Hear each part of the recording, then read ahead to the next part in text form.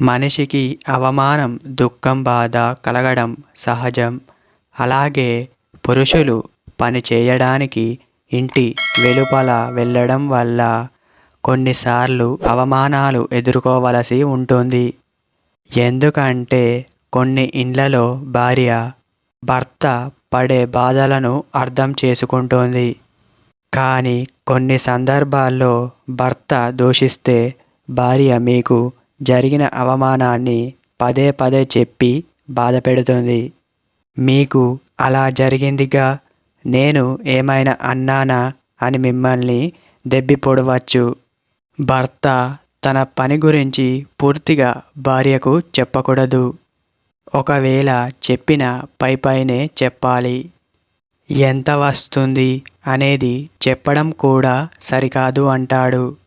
ఎందుకంటే తదుపరిసారి ఆమె మీ ఆదాయాలను లెక్కిస్తుంది. మీరు అవసరమైన పనిపై ఖర్చు చేస్తుంటే ఆమె మీ చేతులను దానిపై ఖర్చు చేయకుండా కట్టివేయవచ్చు. మీరు ఎవరికైనా సహాయం చేస్తుంటే ఆమె వద్దు అని చెప్పవచ్చు. దీనివల్ల భవిష్యత్తులో ఇద్దరి మధ్య దూరం పెరుగుతుంది. మీరు చేసే ధర్మం గురించి మీ భార్యకు చెప్పకూడదు. మన ధర్మం ఎప్పుడు రహస్యంగా ఉండాలి. కుడి చేతిలో మనం చేసేది ఎడమ చేతికి తెలియకూడదు. ధర్మం గురించి అందరికీ చెప్పుకుంటూ పోతే ధనానికి ప్రాధాన్యత పోతుంది. అదేవిధంగా మీ భార్యతో ఈ విషయం గురించి మాట్లాడకండి. ఎందుకంటే ఆమె అడ్డుపడే అవకాశం ఉంది.